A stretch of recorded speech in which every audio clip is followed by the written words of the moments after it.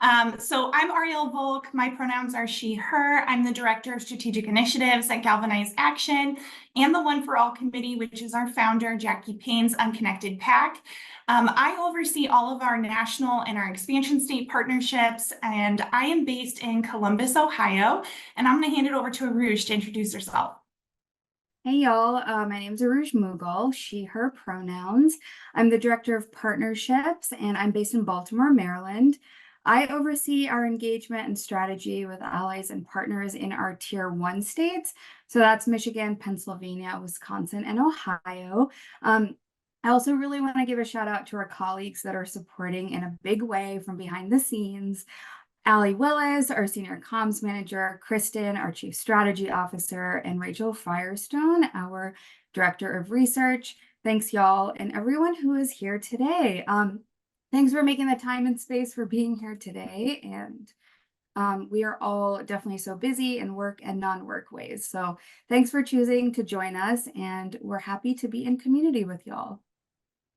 Thanks, Aruj. So before we get started, I wanted to flag for those who are strictly on the 501c3 side that this briefing is going to include a little bit of electoral talk.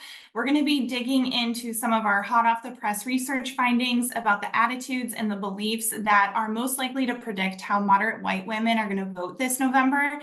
We're also going to share our strategy for reaching moderate white women this critical year, show you some of our latest ads, and also discuss how partners like you can apply our research and our messaging to your own work. So for those of you who are new to Galvanize Action, here's what you really need to know.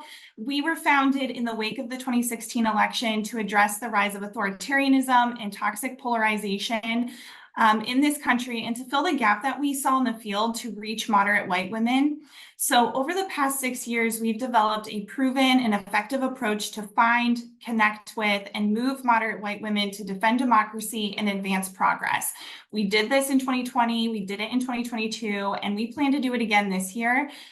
So this is our secret sauce. First, to deeply understand their values and what drives their vote. Second, to meet them at those values with ads and messages that are rooted in neuropsych. And then third, to deliver the right message to the right woman because we do know them so well. So you might ask, why white women? The reason for this is pretty simple. They are the largest voting bloc in the country, and they have significant influence in states that are going to control the outcome of the election. They hold 38% of the national vote share and even more, 42% and above in the states where we root our work, which is Michigan, Wisconsin, and Pennsylvania. So we exist because white women are key to advancing and sustaining a multiracial coalition for progress, but they are just one slice of the pie. And we see ourselves as a complement to our progressive allies like you. So our strategy is rooted in prioritizing regions where there are high concentrations of moderate white women and where we believe we can have the biggest pro-social impact with our unique programming. When it comes to the presidential election this year, a win is most likely going to come down to a mere tens of thousands of votes in just a handful of battleground states. Most likely, the path to victory is through the blue wall in Wisconsin, Pennsylvania, and Michigan. So that's why we're investing most of our efforts in these 3 states for the presidential and the Senate races. Our audience holds disproportionate power, and this is where our efforts really matter the most. However, we know we can reach high concentrations of our audience in other key states as well, which is why we're expanding into new geographies this year to scale our impact. So we are positioned to connect with moderate women to strengthen support for reproductive freedom, the economy, democracy, and culture wars across 11 states, where over 13 million target audience members reside. We're also planning to support the Ohio and Montana Senate races, as well as the Nebraska Congressional District 2 and the Maine Congressional District 2 House races. I'm now going to pass it over to Aruj. She's going to talk a little bit more about our latest research and what we know to be true about our audience. Awesome. Thanks, Ariel. Okay, so we focus on what you can't see. We look below the surface of our audience, and that is how we truly understand how to connect with them and how to move them. So today we are going to highlight sort of the latest and most interesting lessons that we've gotten from our new psychographic model and research on moderate white women. We did this work with our neuroscience partners at MindBridge, and we basically want to show y'all the predictors of vote choice that have popped up for us and share what they tell us about how we can move this audience to progress on both key issues and candidate choice. So there's a lot going on this slide, so I'm not going to unpack all of it, but there are a few things to take away. So first and foremost, this map highlights the complexities of our audience, and that nuance is really important to understand. So our model shows that traits have an indirect effect on voting behavior. Traits are internalized. They are shaped by our ecosystems. You'll see them listed on the left side of this slide. And so we also see progressive beliefs to play a significant role. And then we know that in general, people are complex. There are many factors that are influencing their shift towards democratic voting behavior. And then on top of that, each person has a different starting point. So that requires tailored messaging to meet these folks where they're at. So the things you see here on this slide, they're all things that we need to understand so that we know what levers to pull as we message to our audience. So our work is aiming to go deeper than just moving these folks on a singular issue. Our goal here is literally to shift their way of seeing the world and how they move through it. So I'm going to share some lessons from our modeling and then highlight what you all need to know. And then we will show you how we apply learnings from this work to our program. And of course, if you want to chat about the deeper nuances of this modeling, definitely reach out. We'll make sure you have all the ways to reach us after this presentation. So this model, we see that the trust in government plays a massive role in determining whether or not our audience will vote on the side of progress. So the role of government, the trust in government piece showed up really huge in determining our audience's political behavior. So we need to think about that before we can even begin to count on them to vote for progress at the candidate level. So we know we are in unprecedented times of polarization and widespread distrust in the government. That's a big challenge for our movement. We've also seen that we've seen in the latest Pew data that government trust is near a 70-year low. So this doesn't have to be bad news, doesn't have to be a buzzkill for us. It's important information to know because now we have an opportunity to move folks on this. It's a moment for us to really think about the government's role across different issues. And we also need to utilize every opportunity to right-size the government's role for our audience. So like I've shared, many in our audience also have low trust in government. That's similar to most of the general American population right now. What our research tells us is that we can't avoid this and that we actually need to address it straight on. So we need to do the work to increase that trust. So what our PATH model shows us, it shows us a direct relationship between low government trust and Republican vote choice. So flipped, with high government trust, we see that our audience is more likely to support pro-social beliefs about progressive issues. They are more likely to have pro-social stances, which then correlate to being predictive of democratic vote choice. So when I say pro-social, you'll hear us use that a lot. I mean, we're moving our audience to expand their worldview. We want them to think outside of their in-group and then move to a sense of linked fate. And doing this is super important because our work goes beyond just this one election cycle. We go so below the surface to understand this audience for all of our programming year after year, way beyond just November. And we need this long-term vision if we want to build a multiracial coalition that's sustainable in the long run. So the takeaway here is that this role of government is really key in what needs to be part of our messages, our ads, and creative. It's a trait we need to understand in order to create effective messaging that meets our audience where they're at. It also helps create a through line for all the messages that we develop across our different issues. And then obviously on its own, it is not sufficient. This needs to be coupled with other things, but we'll walk you through that full picture today. So again, this is the reason why we spend so much time looking below the surface of who our audience is, because we want to figure out and understand what strengths and opportunities exist and what barriers these folks hold. And then from there, it creates our blueprint for how we speak and connect with them. So next, we're going to look at more traits. I discussed how this low government trust trait, sort of what that means. And now I want to dive deeper and look at what else is below the surface.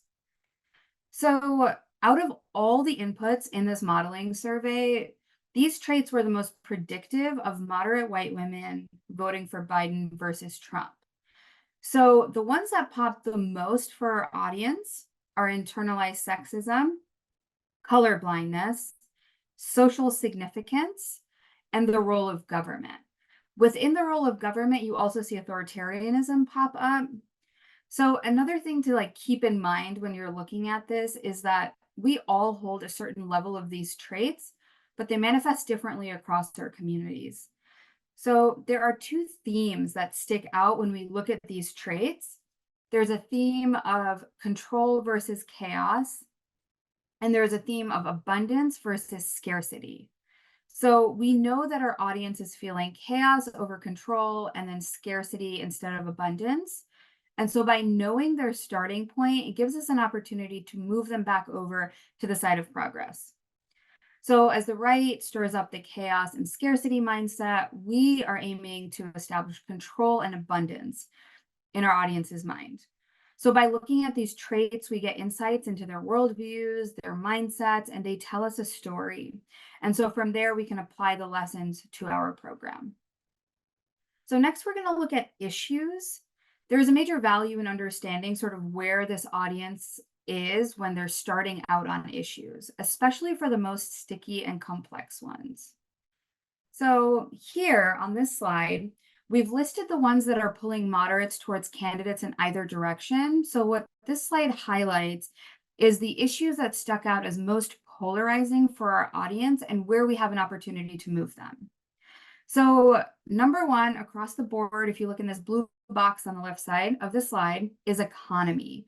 We have consistently seen it as our audience's top issue, and we expect it will continue to be for the foreseeable future, no matter who they're predicted to vote for. So there's a plurality on the issue, but there's a difference in the starting point for our audience. So if they hold the belief that Republicans are better at getting us out of a bad economy that is predictive of a Trump vote, and those who believe Democrats are better at getting us out of a bad economy is predictive of a Biden vote. So this is where that trust in government, the role of government piece really shines and comes to life in this model. We just talked about it on the last slide and is why we focus on it so much in our messaging. So after the economy, we're left with a set of issues that will either move this audience towards progress or away from it. So these are seen as opportunities or barriers to progress for this audience. So here we see the polarizing topics 2 and 3 listed out in the boxes.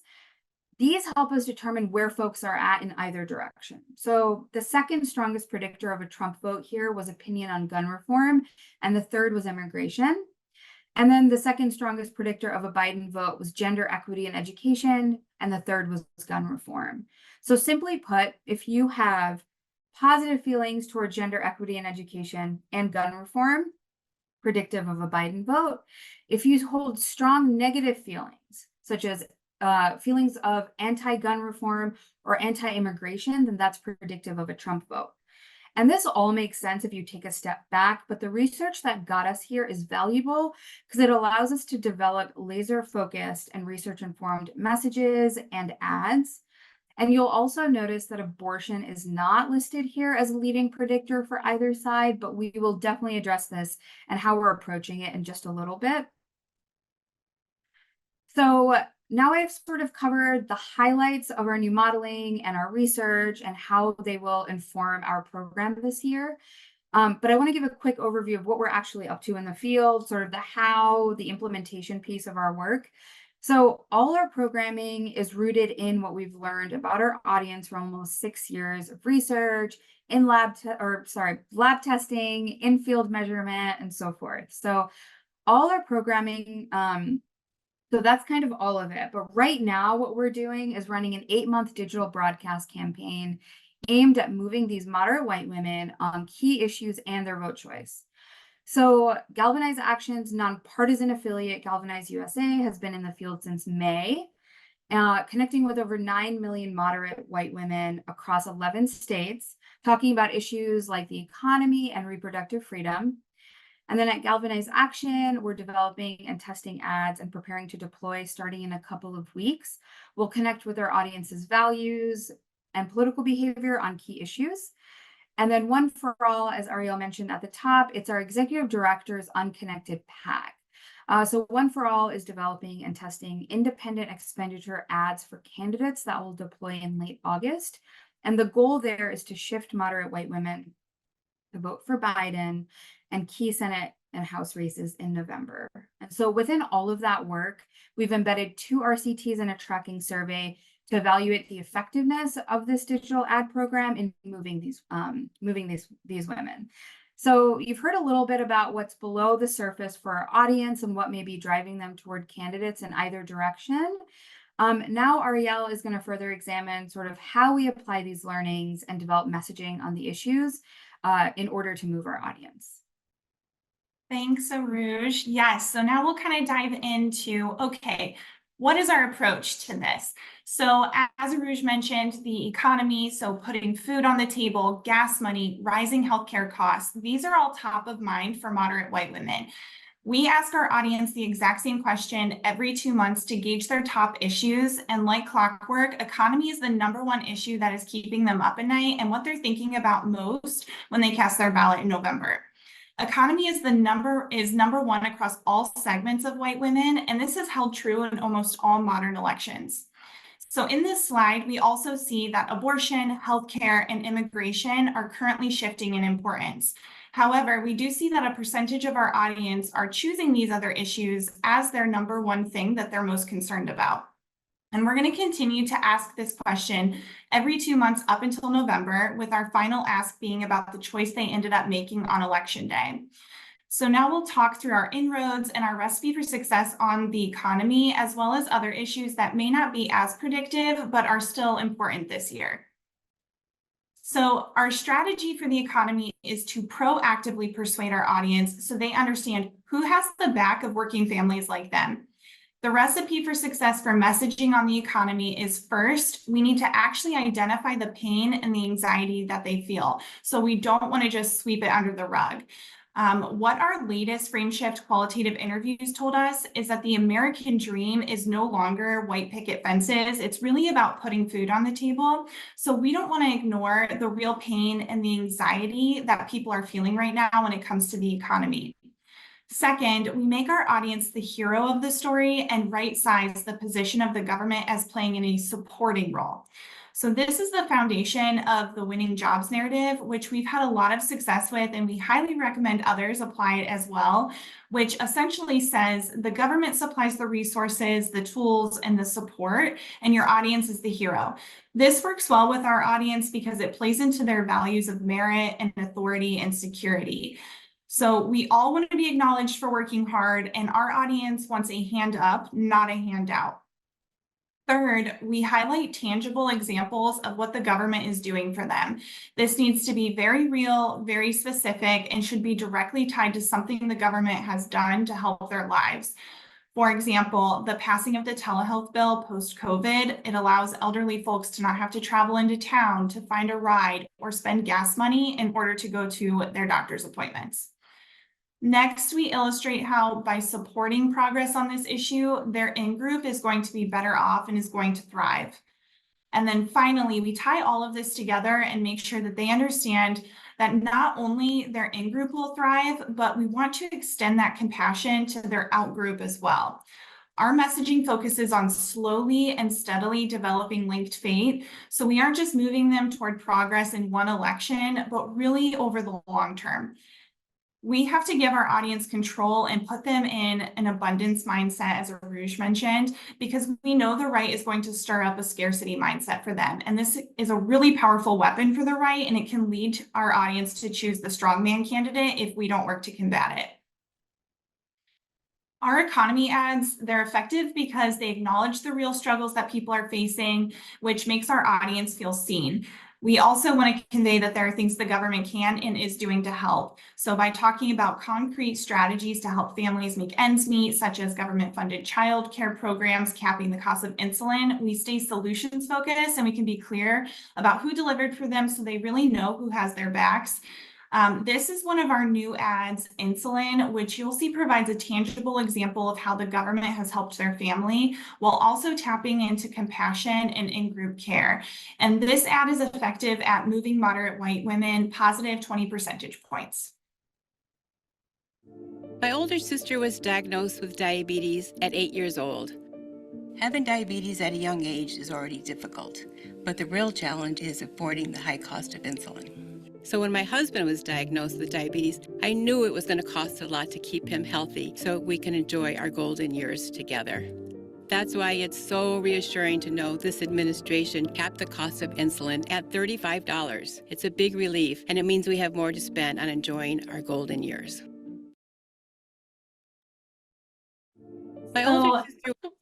Now we're going to take a look at abortion, which plays a slightly different role in the views of moderate white women.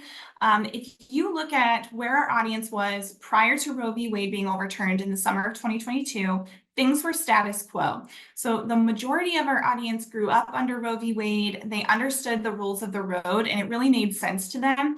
This meant that for a lot of our audience, they had an out to not have to sit with or make sense of their personal opinions and their identity on reproductive choice. But the Dobbs decision disrupted that status quo and really created a sense of chaos and a loss of control for our audience. Nationally, overall, there has been a 4% increase in pro-choice sentiment since the fall of Roe v. Wade. And we saw this high watermark with our audience coming out of 2022 as well, but we've actually seen them stabilize and even drop off a bit. Our recent Frame Shift qualitative interviews revealed that our more conservative audience is still wrestling with this and forming their own opinions on reproductive choice, as it had previously been decided for them. We often ask our audience about their views on abortion, and this slide shows you their responses from February. As you can see, for 75% of moderate white women, abortion is a consideration for them when they cast their vote. However, only 25% of moderate white women will vote solely on abortion. This provides a unique opportunity for us to fill this gap and to really connect with our audience where they are on this issue. So our strategy for messaging on abortion goes a step further because it's not the top issue for moderate white women, and it likely never will be. So we want to make this issue salient for them by making the case of why it's so important. And then we want to motivate them to really take action on that and cast their vote in support of progress on this issue. To do this, it's critical that we address their anxiety and we provide a permission structure that allows them to speak their truth and to really feel seen and heard. The second part is right-sizing the role of the government. So when it comes to reproductive freedom, we want to make sure our audience understands that there is a role for the government, and that role is to make sure they're safeguarding all of our rights. So whether it's contraception or IVF or ending a pregnancy, all of these are under attack right now, and they need to be safeguarded by the government. We want to move moderate white women to support federal protections of reproductive freedom and for people to have the right to make a personal choice on what is best for them and their families. Next, we want to highlight our audience's high compassion and low judgment by showing them that they are good and right people. So over the past 6 years conducting this research, we've heard them say time and time again that they have high compassion for people making the decision to have an abortion, but they would never get one themselves. One of the most successful ways we've tapped into their compassion is through a third-party journey, or by putting them in the position of expressing that compassion for someone else who has to make the choice. Our audience has responded really well to this. And then finally, we call it reproductive freedom and not abortion because the whole thing is a slippery slope. Contraception is on the line, IVF is on the line, it's all on the line, and we really feel this term encompasses all of that. We've found this to be an effective inroad for framing to our audience and for moving them away from this world where it's only abortion that's at risk. This also provides a real opportunity for them to better see themselves, their daughter, their cousin, sister, friend, all as being a part of it. And it's also worth mentioning that we hypothesize that our audience is comfortable with some restrictions and some exceptions. We anticipate this being a challenge and we're paying really close attention to it, especially given the Supreme Court decisions that are happening later this month. And we're trying to make it very clear to them that anything that has to do with restrictions or exceptions is a ban, and that this conflicts with who they are as low judgment, high compassion voters. So this is our strategy and why our ads are actually quite unique compared to our partners in the progressive field. We'll now show our ad Beacon of Hope, which is effective at moving all white women positive 9 percentage points by tapping into their compassion and in-group care. It also uses a third-party journey. So as you'll see, our messenger, Christy, she talks about the challenges that her friend faced when trying to start a family. And then finally, this ad illustrates how we're talking about all repro issues, not just abortion. Honestly, this whole IVF situation feels like a nightmare. My friend struggled for years to start a family, and IVF was her beacon of hope. That's why it's so wrong that states like Alabama have interfered with that option for families. We're all different with different dreams and needs. To think that she wouldn't be able to experience motherhood the way that I have breaks my heart. The government should be making it easier for us, not harder. Everyone deserves the chance to make their own choices about their bodies and futures. I'm now going to turn it over to Aruj, who's going to dig into our work on culture wars. Awesome. Thanks, Ariel. All right, so culture wars. Regardless of the issue that they are disguised as, they show up the same for this audience. So we use the same elements to develop the messaging frames that can then be adapted and applied across issues. So issues like gender equity, crime, and immigration. So all of these issues may not make it to the top of what our audience will vote based on, but they are susceptible to grievance-based narratives. So any narrative that points out why they should be afraid for their in-group, especially their children, it taps into their over-indexed levels of racial resentment. And then also our model shows that low trust in government and high authoritarianism are playing a heavier role this year. And then that these are all huge driving factors in their general susceptibility to the rights narrative. So there's extreme polarization, which we've talked about, and we know it well. Our audience is seeing a lot and they're also believing a lot. So like, what do we do around this? So we prioritize inoculation messages for culture war issues. So the right wants to create feelings of fear and threat. They want to exacerbate the feeling that things are out of control and that our audience needs someone to protect them. What we want to do is move our audience to pro-social stances. We need to inoculate against these culture wars by using values-based messaging that offers these voters an alternative to the deeply ugly narratives that they're constantly being inundated with. So again, it's really important to pay attention to what our audience is seeing, but also what they are believing.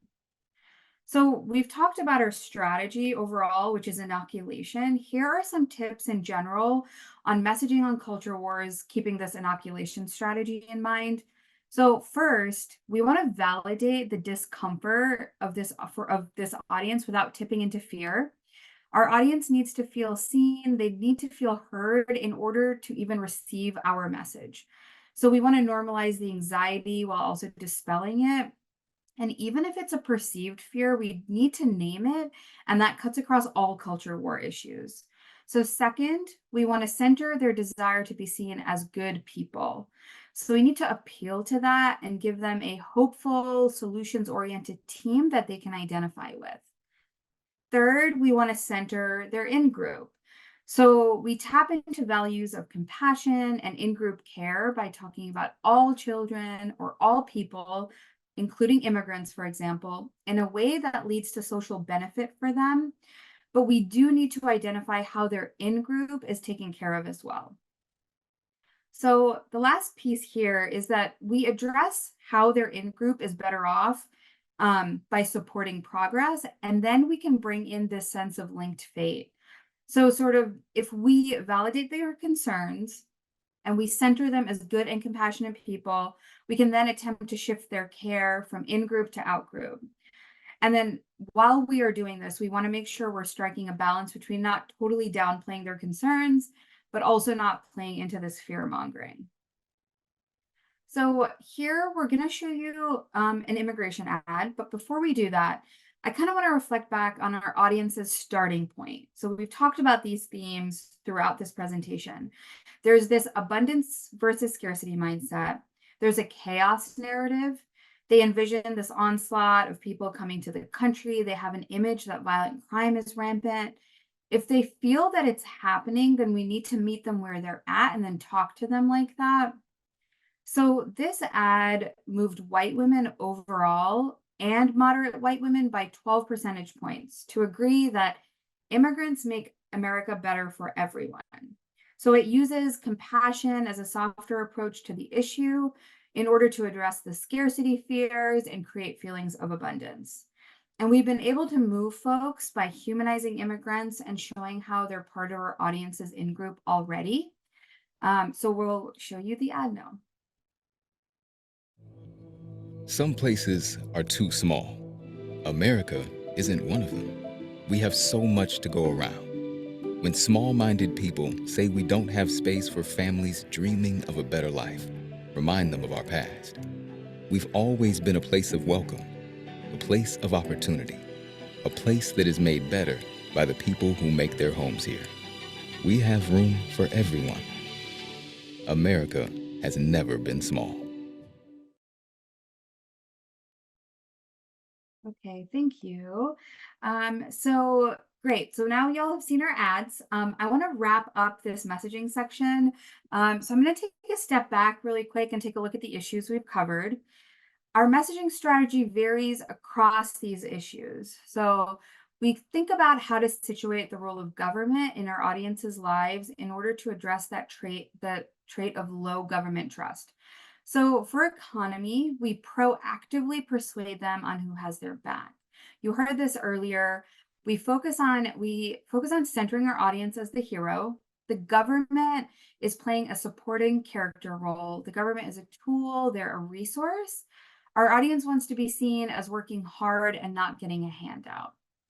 So for reproductive freedom, we go a step further because it may not be top of mind for them, but we can make it salient and we can make a case for reproductive freedom. We can motivate them if we define the stakes. So for this, we're right-sizing the role of government in safeguarding their rights and their choices. We're bringing back federal protection, but within that, we want to show that they have space and agency to make a personal choice for what's right for them. So on culture wars, as you heard, we're inoculating and not necessarily raising saliency. So we want to withstand attacks from the right. We know that our audience is going to go back and forth each cycle on this, but we can try to help them from falling prey to the right's narrative by creating inoculation messaging. So that kind of distinguishes our approach to each issue. I wanted to sort of take a step back and speak to it from like a big picture perspective. But that closes out our messaging section, and I'm going to pass it back to Ariel, and she'll speak to how we can support you and your work in the movement. Thanks, Aruj. So we know that was a ton of information, and a lot of it is very fresh. But the good news is that you don't have to remember all of this. We provide all of our turnkey creatives, so our ads, and then our research and our messaging to our partners in kind. We've developed over 40 research-informed ads and more than 475 values-based messages that we know are effective at moving moderate white women on key issues. And we're developing even more messages, ads, and research right now as we speak that will be released throughout the year. So if you are interested in using any of our creative, please do reach out. We would really love to talk to you. And then before we turn it over to Q&A, we really want to say thank you again to our team and to everyone here who is joining us today. We see ourselves as just one slice of this movement, and we're really grateful to work alongside all of you who are also fighting the good fight to defend our democracy. We know it's a hard year. We have a short 3-question survey to get your feedback on how our team can continue to support our partners in this critical year and beyond. And we would really appreciate if you could fill that out for us.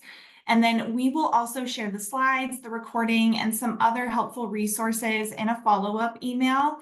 And then you can also always contact us at partnerships@galvanizeaction.org with any questions.